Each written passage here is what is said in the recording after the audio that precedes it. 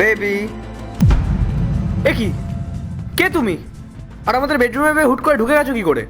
আসলে আমি কি আমি কি তোতলাচ্ছ কেন? আর তুমি উইদাউট এনি পারমিশন আমাদের বেডরুমে ঢোকার সাহস কি করে পেলে? কে তুমি? হ্যাঁ বলো কে তুমি, আর আমাদের ঘরে ঢোকার পারমিশন কে দিল তোমাকে? দাদা, ও আসলে আমার বয়ফ্রেন্ড। তোমার বয়ফ্রেন্ড মানে?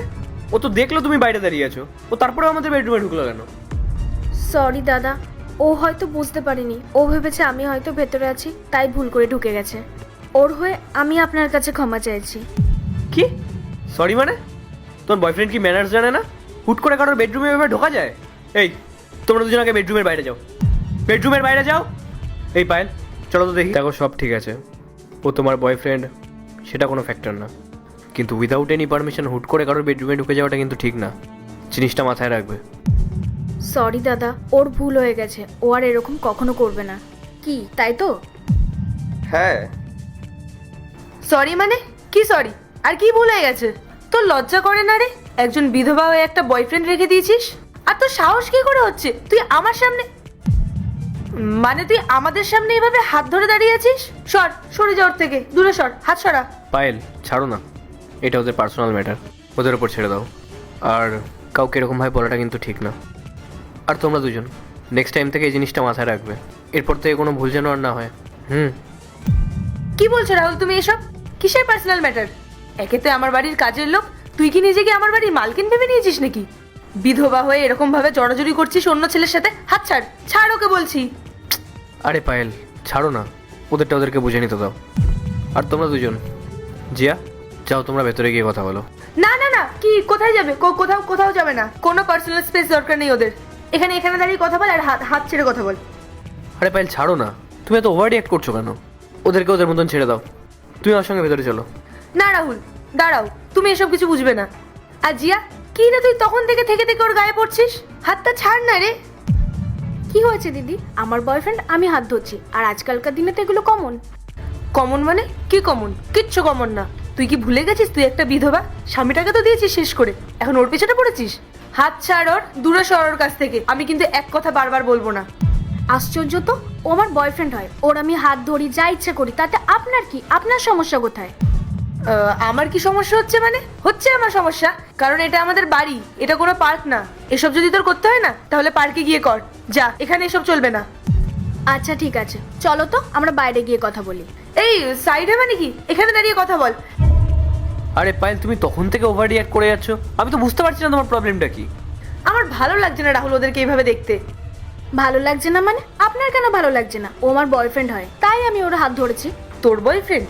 ও তোর বয়ফ্রেন্ড হয়? তুই কি ভুলে গেছিস যে ও আমার বয়ফ্রেন্ড? দেখলেন দাদা, যখন আপনি বাড়িতে থাকেন না, তখন দিদি এই ছেলেটাকে ডেকে নিয়ে আসে। কিন্তু আমি বুঝতে পারছিলাম না এই সত্যিটা আপনার সামনে আমি কিভাবে আনবো।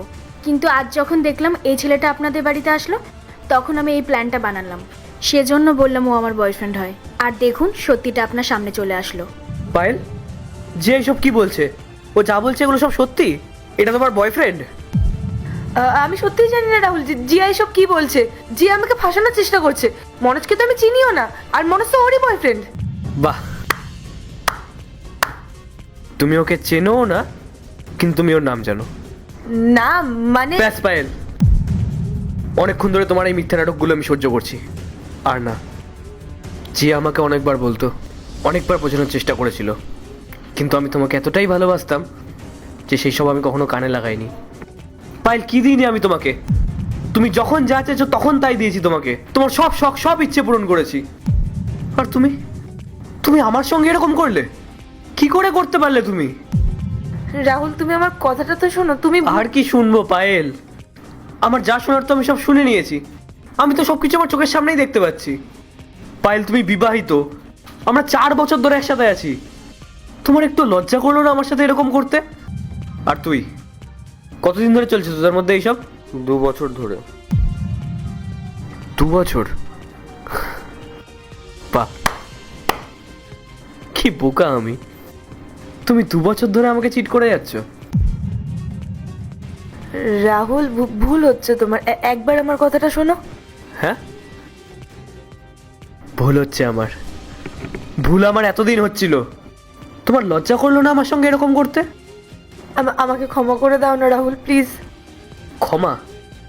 তোমার এখনো ক্ষমা চাওয়ার মুখ আছে পায়েল? ও, আমি তো ভুলেই গেছিলাম। আমি বাড়িতে থাকলে তোমাদের একসাথে দেখা করতে অসুবিধা হয়, তাই না? ঠিক আছে, আমি তার ব্যবস্থাও করে দিচ্ছি। এ ভাই, তুই নিয়ে যা তোর গার্লফ্রেন্ডকে। নিয়ে যাবে মানে?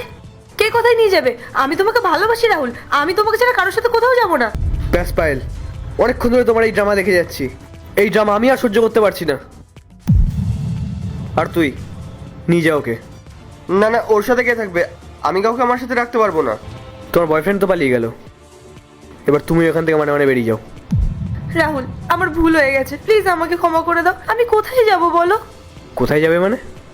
এটা তোমার তখন ভাবা উচিত ছিল, যখন তুমি আমাকে চিট করছিলে। বেরিয়ে যাও এখান থেকে। রাহুল, একবার তো শোনো। পায়েল, আমার ধৈর্যের বাঁধ ভেঙে যাওয়ার আগে তুমি এখান থেকে বেরিয়ে যাও। Rahul, get out! জিয়া, তোমাকে অনেক ধন্যবাদ পায়েলের সত্যিটা আমার সামনে নিয়ে আসার জন্য। আর তোমাকে আমার সরিও বলার আছে। তুমি আমাকে অনেকবার বলেছিলে, কিন্তু আমি বিশ্বাসই করিনি। দাদা, আপনার সরি বলার কোনো প্রয়োজন নেই। আপনি এত ভালো মানুষ, আমি চাইনি আপনার সাথে কখনো খারাপ হোক। এত বছর ধরে আমি আপনার বাড়িতে কাজ করছি, এই বাড়িটাকে আমি নিজের বাড়ির মতো দেখি, তাই আমি কখনোই চাই না আপনার কোনো খারাপ হোক। আর সেই জন্যই আমি চেয়েছিলাম দিদির সত্যিটা আপনার সামনে আসুক। আর দেখুন, আজ সেটা চলেও এলো। জিয়া, আজকে তুমি আমার ব্যাপারে এতটা ভাবলে। আর এদিকে পায়েল, পায়েল আমাকে চিট করলো। জানো, আমি এরকম একটা মেয়ে চেয়েছিলাম, যে আমাকে ভালোবাসবে, যে আমার সংসারটাকে দেখে রাখবে, কিন্তু আমি সেটা পাইনি।